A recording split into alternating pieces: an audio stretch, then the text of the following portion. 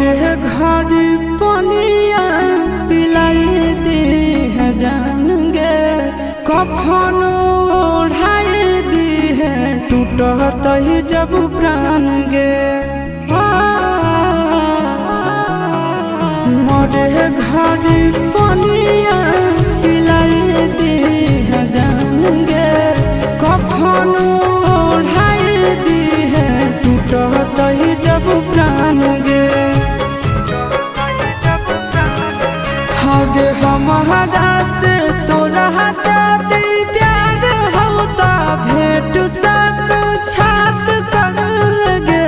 हगे सोनाया रावा हो भरती पाटनवा में आके मुलाकात कर लगे।